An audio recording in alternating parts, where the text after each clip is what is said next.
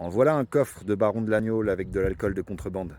Salut, c'est Jason de la pépinière du Valoga. Peut-être que tu as déjà la chance d'avoir un verger hyper productif où tu as pas mal de fruits ou d'avoir accès à beaucoup de fruits. Et malheureusement, parfois, ça peut se perdre hein, parce que quand ça donne, quand les arbres fruitiers donnent, on peut se retrouver rapidement avec des grosses quantités de fruits.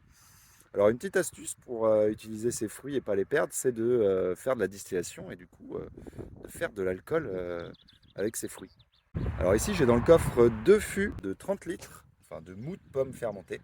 Alors la recette, elle est simple, hein. Il te faut un fût.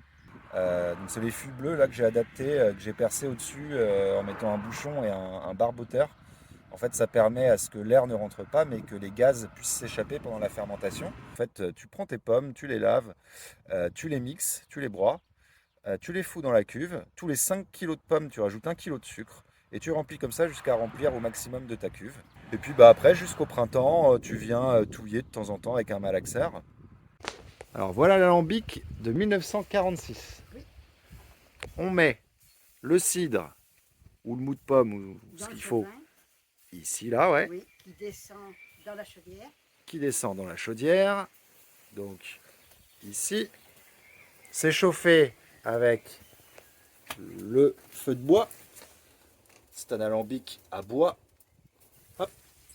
Et ici, il va y avoir double distillation. Elle va refroidir dans le bas ici et descendre. Terminer de refroidir là. Et ensuite, on a l'eau de vie dans le colicine toute froide. Ouais. Et hop, voilà ce que ça donne après.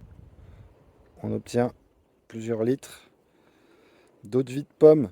C'est complètement transparent, à pas confondre avec de l'eau.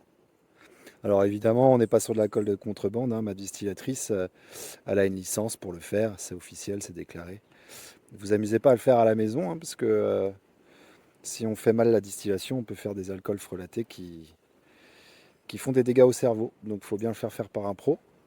En tout cas, voilà, c'est une bonne possibilité. Si vous avez beaucoup de production de fruits, et vous pouvez transformer ça en alcool. Puis avec ça, vous allez pouvoir faire des vins d'épines, des vins de noix, des cocktails, voilà, plein de choses comme ça que vous allez pouvoir faire